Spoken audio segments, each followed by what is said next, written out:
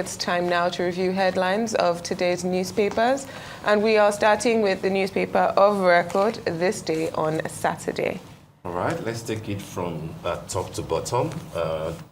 Donald Trump is practically on all, on the cover of many of Nigeria's newspapers today, including this day. The window story for this day says Donald Trump hits Nigeria with 15% tariff as global trade tensions rise.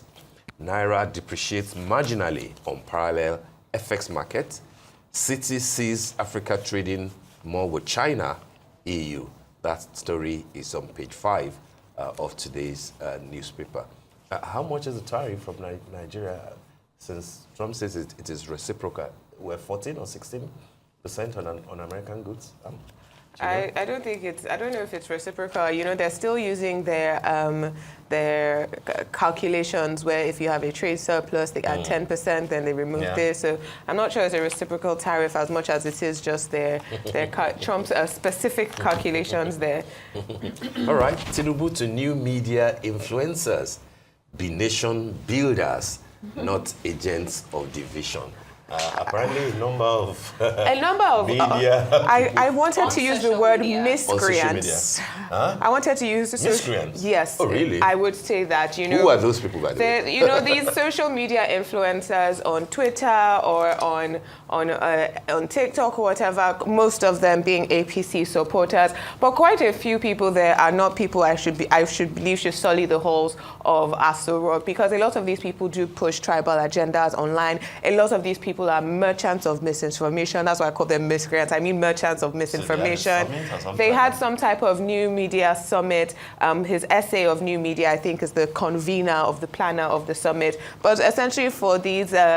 I don't want to use all the language that's coming to my head right now, but it's the foot soldiers they send out to social media to support their agendas. There's some of these people, but what they do is, and I honestly think by the president appearing with them, you're empowering some of the very worst. You're validating these banger boys, as they call them on internet, who they need engagement, and so they often say the most vile, abusive things so that they can get engagement, so they can make noise, so they can get this. And what have they done? They're rewarded for it.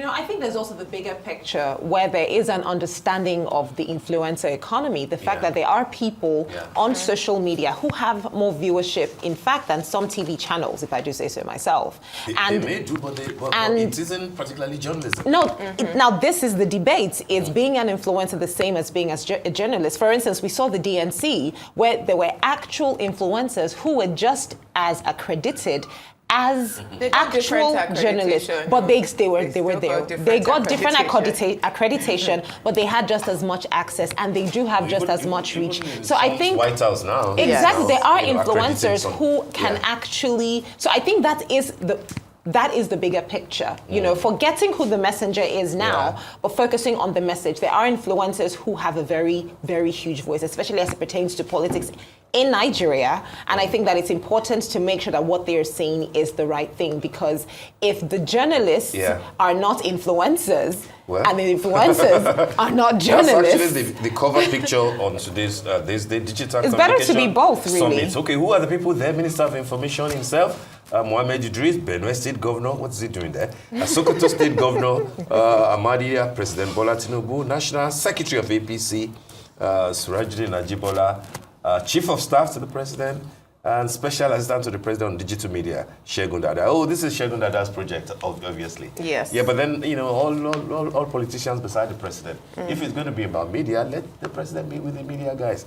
But if this is Segun's project, now I get the point. What does that even mean? There you go, what I was saying earlier. All right, let's move on to Kemi Bidno, who says she no longer identifies as a Nigerian. That's on page 5 of that today. Just ends. That's it. It should end the debate, right? Full stop on that conversation. It is said. She has said it. She can leave us alone. We would equally be happy to let her go. Maybe the Ghanaians can. You think that she meant what she said? Of course she didn't. What she does would it just mean to identify That's as a what I'm Nigerian? saying. You see this moment right here? You see this moment? Transgenderism. This moment right here is what she lives for. You are either a Nigerian or you're What does it mean not. that I no longer understand identify? it. So I can't. I will not indulge because the rest this of is just that story ridiculous. is on page 5, I believe. So indulge. if anyone really wants to pain themselves with listening to what Kemi Really, I will just not And indulge. of course, on the Ghana thing that we have, discussed, Mahama, Nigerians safe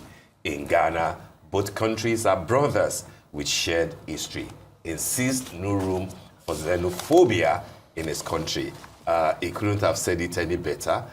Again, kudos to the honorable minister. She's the minister. Ambassador Bianca Ojukwu. Yes, and of course to the States, to the Nigerian government, especially for those who have been sending messages to say this is not about the minister, it's about the Nigerian government sending them. The minister represents the government. They should both share in the glory. And the lead story itself, countdown to 2027. INEC kicks off nationwide voter registration on August 18. In-person enrollment begins August 25. Commission targets first-time voters. Partners NOA to boost voter mobilization. On the march again, INEC and registration.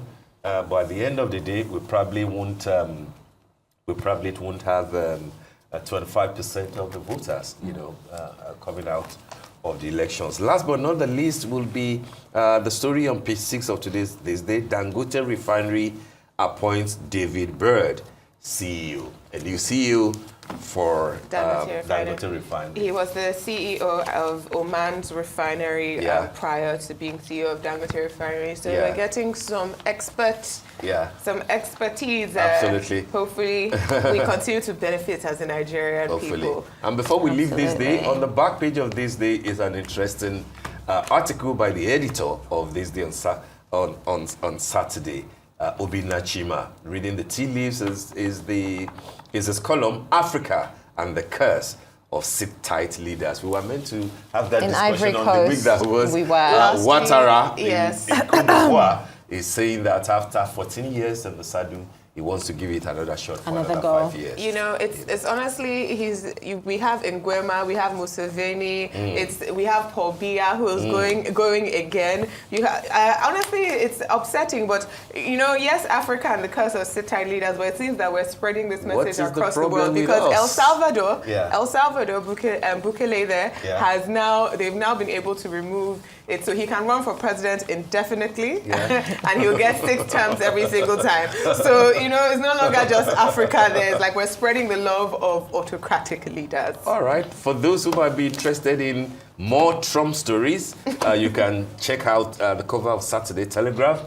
And if you're looking for more Ghana stories, Nigerians must go and all the Ghana on the cover of the Punch. The headline for Telegraph says, Tariffs, how Trump's hardline tactics stopped Tinubu from negotiating. That's a big one, as U.S. President announces new tariffs targeting Nigeria or others. Whereas Punch says how Ghana's business rules, landlords' actions trigger xenophobic fear. And the Riders Igbo community suspends Yam Festival. Traders allege restriction.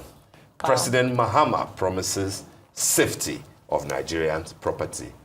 Very important. I think we have something. Okay, on The Nation. I think so the lead Vanguard story... and The Nation. Who wins? Nation. Well, both of them. The lead story there says 2027, PDP shops for viable candidate against Tinubu, Jonathan Saraki, Obi, Makinde under the radar. Party's ticket open to all, according to Olawekbo. That is Hashim now saying. Of course, the window story has a couple of interesting stories. More trouble in ADC as faction confronts David Mark and others. Again, Adeleke rules out defection to coalition party. And Also, so on the Saturday Vanguard, I think that story is very interesting. But the ADC member that I think is a member of the House of Representatives who said that he was having a problem with the new members of the ADC, I believe he has now been suspended. So the things we're going to see before 2027, we've never seen before. But Saturday Vanguard, right before we go, I regret coming back to Nigeria. Non-Nigerian mourns as son dies in police cell. Now that story is on page 3. It's a very sad story. And on Saturday, Vanguard also health. Scientists discover novel way to prevent breast cancer. Now, I think, you know, when we're talking about health, when we're talking about these problems, these are the things that we need to continue to focus on. Nurses are on strike and all these things are happening. Health. GMO or not. We must pay attention. Definitely. All right, that brings us to the end of the morning show today. Thank you for watching, and do stay safe. I'm Steve Ayorinde. Well, thanks for sticking with us. I'm Adeswagi Walsage. And I'm Kachi Ofia from our entire team here in Lagos, Nigeria. Enjoy the rest of your morning and, of course, the rest of your day.